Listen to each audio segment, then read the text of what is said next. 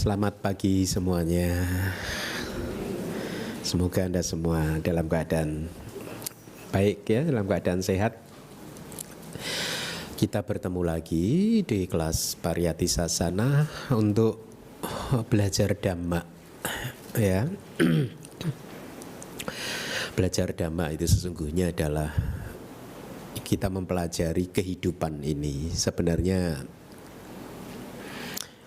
aturan-aturan apa sih yang berlaku di dalam kehidupan ini? Sesungguhnya hukum-hukum apa saja sih yang berlaku di dalam kehidupan ini? Ya, semuanya itu penting untuk kita ketahui. Supaya apa? Supaya dengan pengetahuan kita ya, kita akhirnya bisa mengelola kehidupan kita dengan baik ya. Tujuan kita belajar Dharma adalah untuk meningkatkan kualitas kehidupan kita ya. Meningkatkan kualitas kehidupan kita ya dengan jalan apa?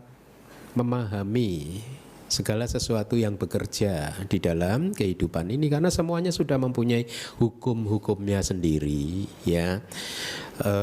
Mereka yang menderita adalah mereka yang belum terampil menjalani kehidupan ini, belum mahir menjalani kehidupan ini ya. Kalau menurut kata-kata yang dipakai Buddha adalah aku salah. Aku salah itu tidak mahir, tidak terampil gitu. Di dalam kitab komentar diberikan penjelasan contoh seperti seseorang yang tidak mahir bermain harpa ya.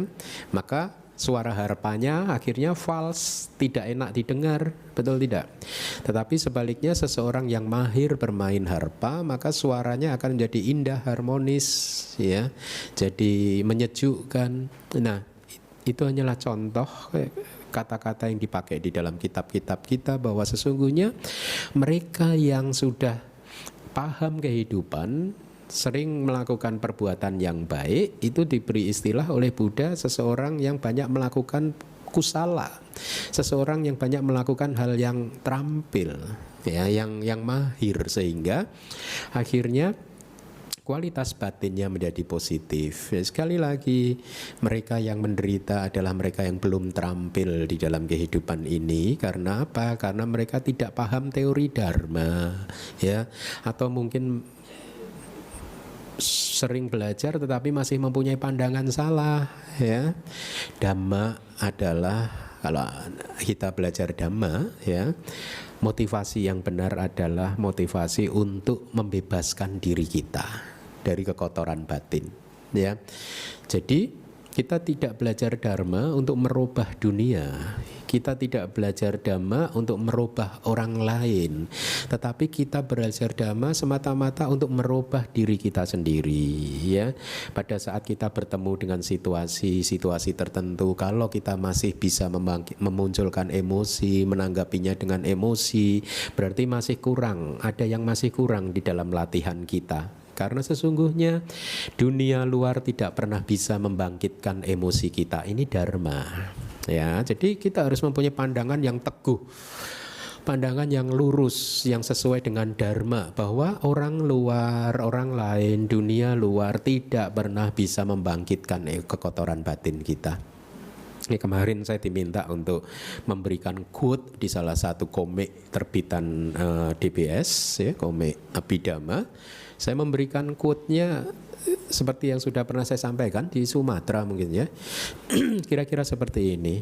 Di dalam kehidupan ini hanya ada satu musuh kita, tidak dua, tidak tiga ya. Hanya satu musuh kita, yaitu kekotoran batin kita sendiri.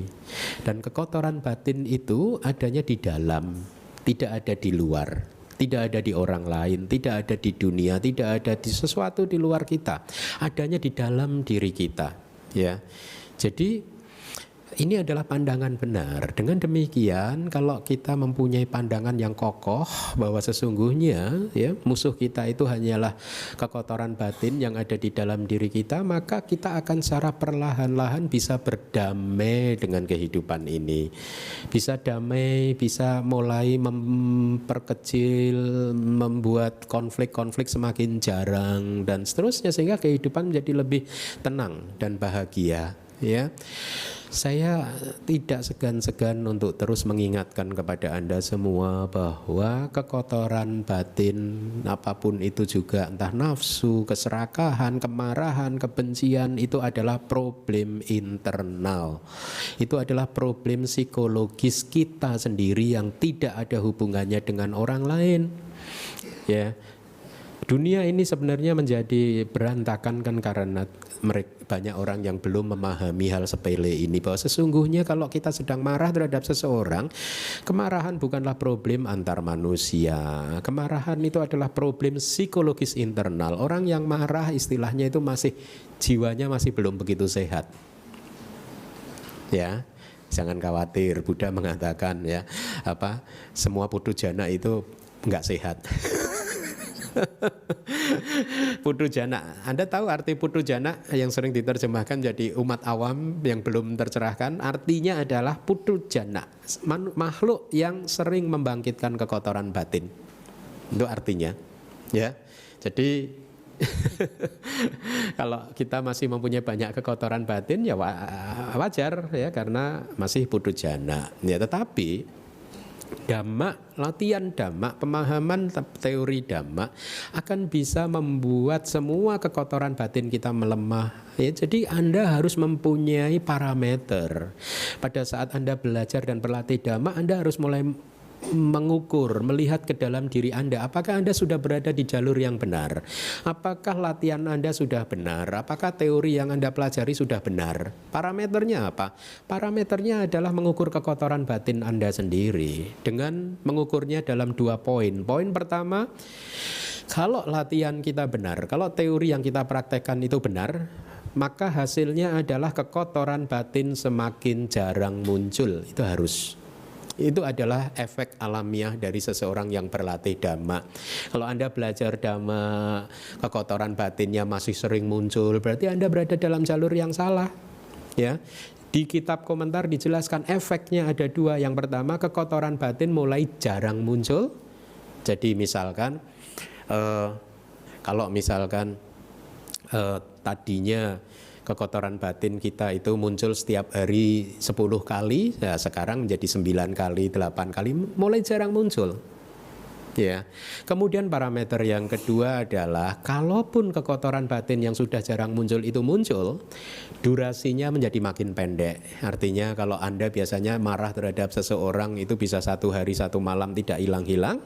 Setelah Anda berlatih, maka kemarahan Anda sudah durasinya tidak 24 jam lagi, mungkin 20 jam, 12 jam, sampai akhirnya Anda menjadi mahir di dalam melepaskan kekotoran batin, sehingga pada saat kekotoran batin itu muncul, secepat kilat Anda mampu melepaskannya dan hati Anda tenang kembali, tidak tergores apapun. Diberi perumpamaan di dalam kitab komentar seperti air yang menetes di dalam daun teratai. Air tersebut langsung tergelincir, tidak pernah membuat daun teratai tersebut terluka, tidak pernah mengotori daun teratai. Jadi setiap air yang menetes tergelincir dan tidak ada bekasnya di dalam daun tersebut. Itu adalah gambaran tentang kualitas batin seorang arahat, dan ini adalah juga kualitas batin yang harusnya menjadi tujuan kita. Jadi apapun yang muncul, dia segera tergelincir, ya, let go, ya. Sehingga dengan demikian kita menjadi seseorang yang mahir menjalani kehidupan ini, dan tentu saja kemahiran tersebut akan berdampak pada meningkatnya kedamaian dan kebahagiaan Anda. Nah, jadi teori Dharma itu penting, ya.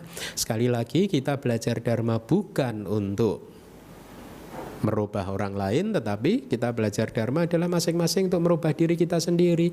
Kalau Anda datang di dalam kelas ini suami istri, maka suami istri harus saling mengingatkan, ya.